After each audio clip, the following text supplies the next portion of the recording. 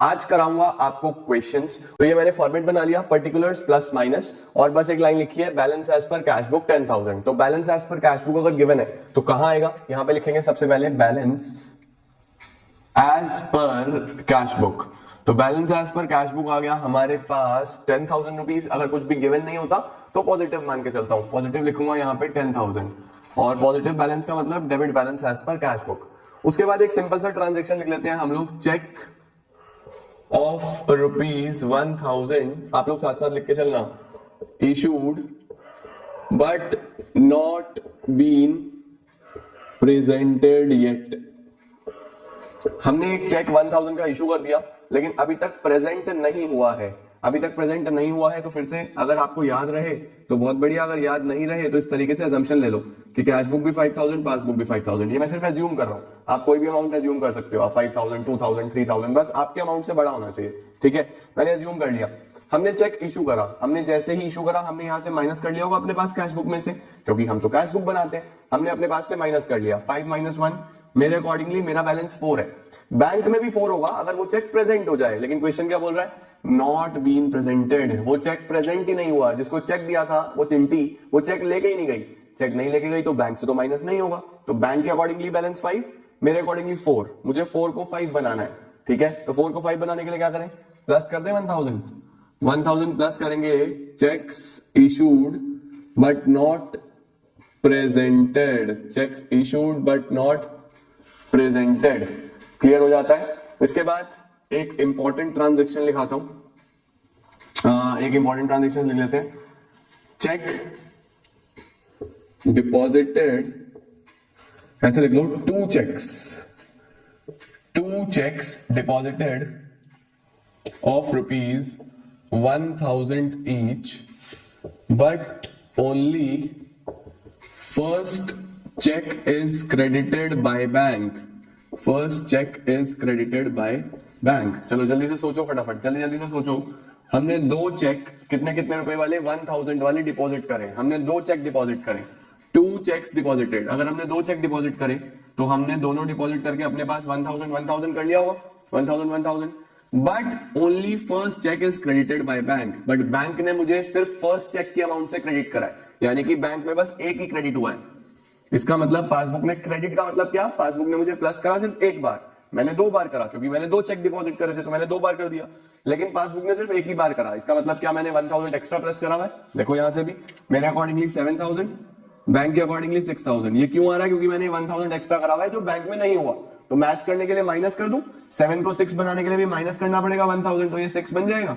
तो 1,000 हम यहाँ पे माइनस में लिखेंगे क्या, checks deposited but not cleared, या फिर कलेक्टेड, या फिर क्रेडिटेड, आप कुछ भी लिख सकते हो। ठीक है, इस चीज का ध्यान रखना। ओके, इसके बाद लिखो, अ bill of ₹500 retired by bank, ये इंपॉर्टेंट है, retired by bank under a rebate of ₹50, but full amount was credited in cash book. Full amount was credited in cash book. इसका क्या मतलब है, ध्यान से समझो। एक बिल था कितने का, 500 का, अब bill of ₹500 retired by bank. Retired का मतलब होता है पेड। अगर आपको ये वर्ड कहीं भी मिले तो रिटायर्ड का मतलब समझ जाना paid. Paid by bank under a rebate. Rebate का मतलब क्या है, रीबेट का मतलब होता है discount. Under a rebate of ₹50, इसका मतलब क्या है, पहले तो यही समझ लो। कैश बुक और पासबुक, मैं सपोज इस बार बैलेंस ले लेता हूं 1,000, ठीक है, क्योंकि यहाँ पे अमाउंट 500 है तो उससे ज्यादा लेना है बस। एक बिल था 500 का जो पे करा बैंक ने अंडर अ रिबेट ऑफ 50, यानी कि 500 के बिल पे डिस्काउंट मिला 50 का। अगर 500 पे 50 का डिस्काउंट मिला तो कितना पे करा होगा, 450। 500 पे अगर 50 का डिस्काउंट मिला तो 450 तो पे करा होगा, यानी बैंक के पास से तो 450 माइनस हुआ। बट हमने क्या करा, full amount was credited in cash book. हमने पूरी अमाउंट क्रेडिट कर दी। पहले तो ये चेक करो, क्या जो पेमेंट होता है वो क्रेडिट होता है, यस मैंने आपको लिखवाया है, अगर पेमेंट होगा तो कैश बुक के क्रेडिट में आएगा। तो हमने क्रेडिट तो ठीक करा है, लेकिन हमने गलती से फुल अमाउंट क्रेडिट कर दिया, यानी पूरा 500 माइनस कर दिया। करना कितना माइनस था, 450।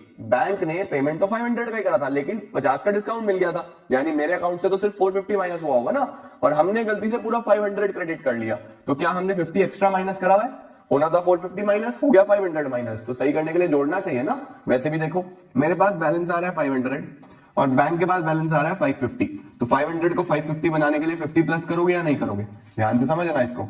तो मैं यहाँ पे सिर्फ 50 प्लस कर दूंगा, 50 प्लस करूंगा और यहां पे लिखूंगा amount of rebate mistaken by us. Amount of rebate mistaken by us, हमसे गलती हुई और हमने अमाउंट ऑफ रिबेट रिकॉर्ड नहीं करा, ये मिस्टेक हो गया। तो this is a important transaction, ये आ जाता है, ठीक है। उसके बाद एक और important, a cheque of ₹500 deposited and dishonored, but no information was received from bank। एक चेक था 500 का जो डिपॉजिट हुआ और डिसऑनर हो गया। ध्यान से समझना, एक चेक था 500 का जो डिपॉजिट हुआ और डिसऑनर हो गया। डिसऑनर का मतलब होता है बाउंस हो गया, कैंसिल हो गया।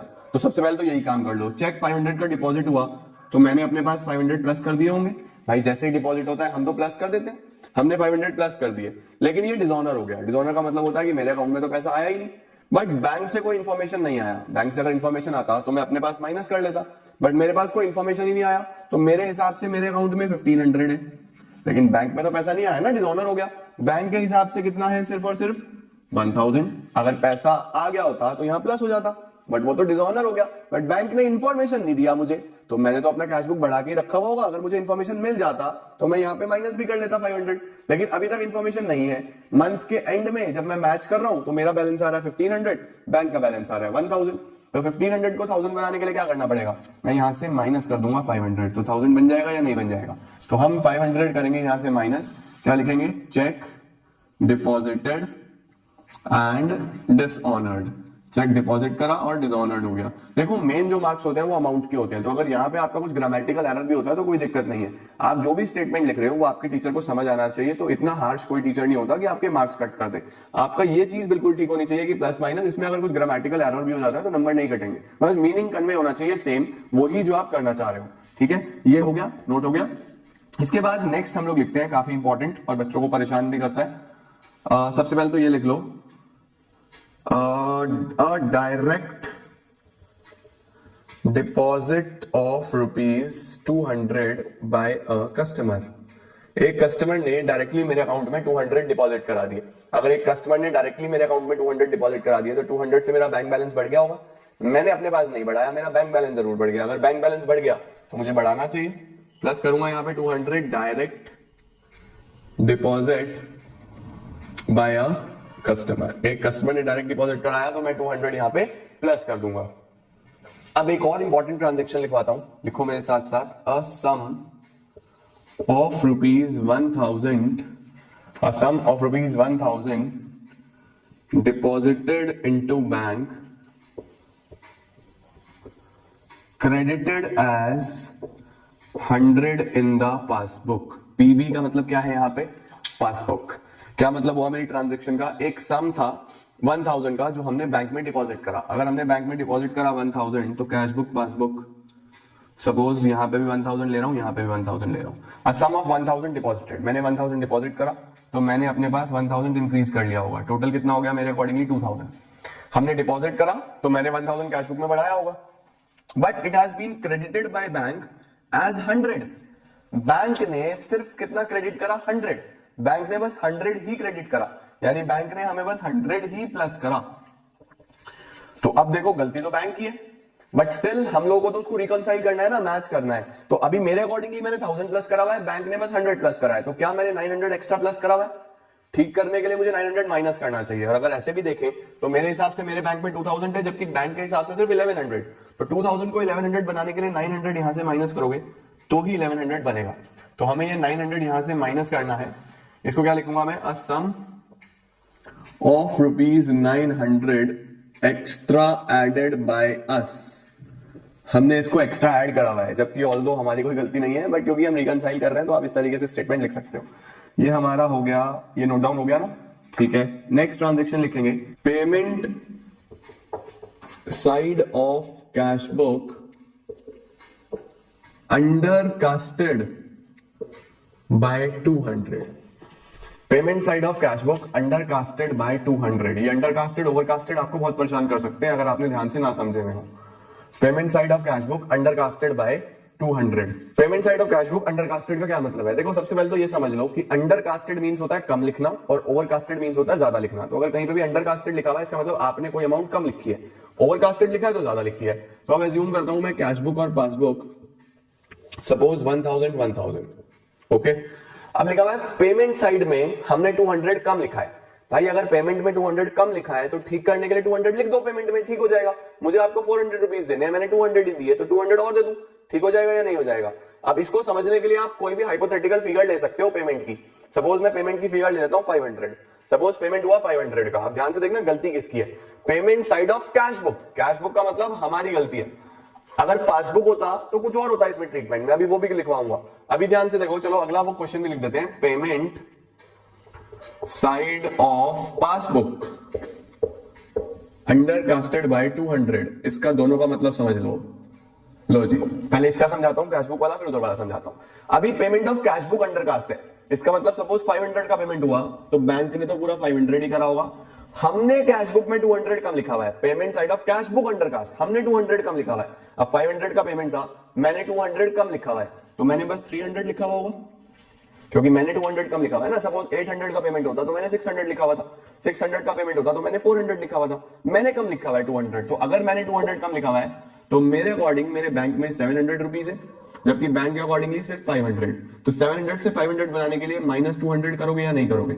और वो तो शब्दों से भी पता चल रहा था कि मैंने अगर कोई पेमेंट कम लिखा है तो उसको लिख दो, माइनस कर दो, ठीक है। तो 200 हम करेंगे यहां से माइनस, क्या लिखूंगा, payment side of cash book under casted, हमने इसको कम लिखा हुआ है, क्लियर है। अब यहां आ जाओ, payment side of passbook under casted. अब देखो जी, फिर से कैश बुक और पासबुक हम लोग फिगर्स लेते हैं फिर से 1000।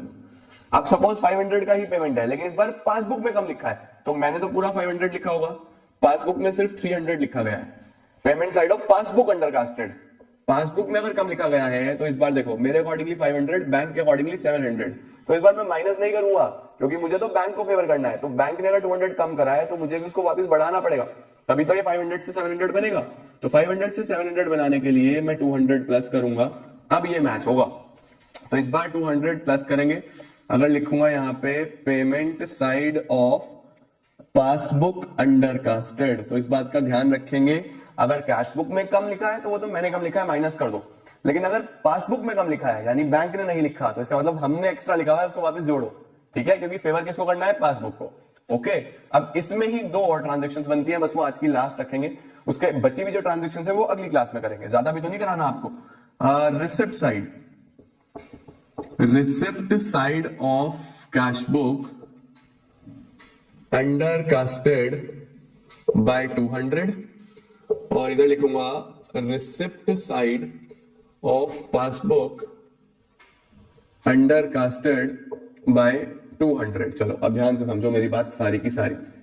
मैंने क्या लिखा, सबसे पहले receipt side of cash book under casted. अब बात हो रही है रिसिप्ट साइड और कैश बुक की बात हो रही है, तो यानी कि मुझे सपोज 500 का रिसिप्ट हुआ, 500 रुपए मुझे मिले, 500 का रिसिप्ट हुआ, गलती है कैश बुक में, तो यहां पे मैं 500 प्लस करूंगा कि मुझे 500 मिले, तो बैंक ने तो 500 ही लिखे हैं। मैंने अपनी कैश बुक में रिसिप्ट साइड को अंडरकास्ट करा हुआ है, अंडरकास्ट का मतलब मैंने कम लिखा हुआ है। अगर मैंने कम लिखा हुआ है तो मैं क्या बोलूंगा कि मेरे कैश बुक में 200 कम है ना, तो मैंने प्लस करा होगा ओनली 300। प्लस होना कितना था, 500, प्लस हुआ कितना, ओनली 300। क्या मैंने 200 कम प्लस करा है? मैंने 200 कम प्लस करा या नहीं करा? यस, इसी को बोलते हैं रिसिप्ट साइड अंडरकास्ट। तो देखो मेरे अकॉर्डिंगली मेरे बैंक में 1300 है, जबकि बैंक के अकॉर्डिंगली 1500 है, क्योंकि मैंने ऑब्वियसली 200 कम लिखा हुआ था, अंडरकास्ट था ना 200, तो जोड़ दो 200, ठीक हो जाएगा। तो 200 मैं प्लस करूंगा, क्या लिखूंगा यहाँ पे, receipt side of cash book undercasted. Okay, इसके बाद क्या आता है हमारे पास, suppose receipt side of passbook undercasted. इस बार बैंक में कम लिखा गया, बैंक में अगर कम लिखा गया है तो आप बैंक को तो नहीं हिला सकते, यानी आपने जो अपना बढ़ाया हुआ है उसको क्या करना पड़ेगा, कम करना पड़ेगा। देखो समझो, इस बार क्या हुआ है, सपोज 500 का रिसिप्ट हुआ है, तो इस बार पासबुक में कम लिखा है, तो कैश बुक में तो पूरा 500 लिखा होगा। पासबुक में 200 कम है, तो पासबुक में सिर्फ 300 ही प्लस हुआ है, तो मेरे अकॉर्डिंगली मेरा बैलेंस 1500 है, जबकि बैंक के अकॉर्डिंगली बैलेंस 1300 है। अब मैं इसी को चेंज कर सकता हूं, इसको चेंज नहीं कर सकता, तो 15 को 13 बनाने के लिए क्या -200 करना पड़ेगा। यहां से -200 करूंगा, इधर 200 माइनस करूंगा, तो ही मेरा आंसर मैच होगा। Receipt side of passbook under casted, समझ में आया। तो इस तरीके से हमारे पास ये सभी ट्रांजैक्शंस होती हैं अंडरकास्ट ओवरकास्ट वाली। अब मैं आप लोगों को इसका आंसर निकाल रहा हूं, और इसका आंसर कैलकुलेट करने के बाद मैं आप लोगों को एक होमवर्क दे रहा हूं जो आपको ट्राई करना है। करेक्ट, अगली क्लास में वहीं से डिस्कशन शुरू करेंगे।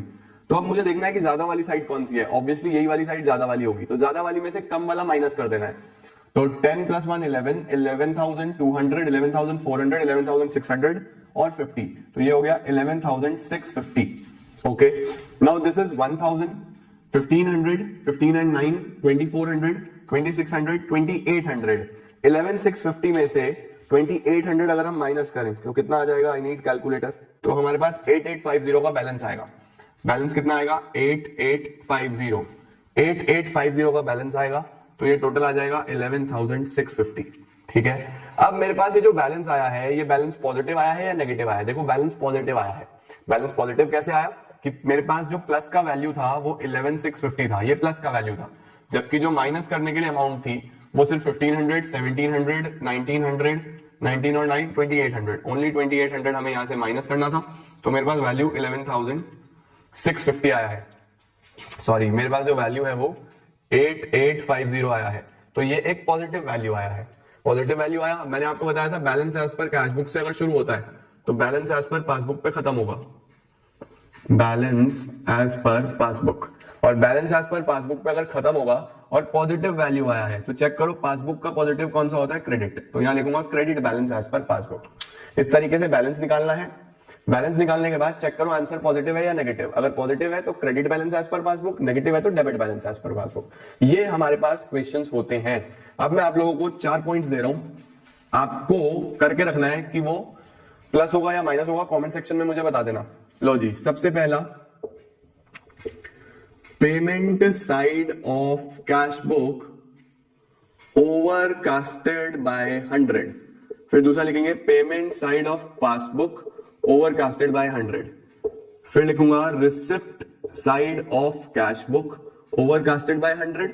फिर लिखूंगा receipt side of passbook overcasted by 100। तो आपके पास ये 4 ट्रांजैक्शंस हैं। मुझे कमेंट सेक्शन में बताना कि ए, बी, सी और डी इनमें से कौन कौन सा प्लस होगा और कौन कौन सा माइनस होगा। नेक्स्ट क्लास जो हम स्टार्ट करेंगे वो इन इक्वेशंस के साथ स्टार्ट करेंगे, मैच करवाऊंगा, एंड इसके बाद बस एक क्लास में बीआरएस खत्म हो जाएगा, then we will be moving towards depreciation. All right, आज के लिए इतना ही। This is it for today, thank you so much.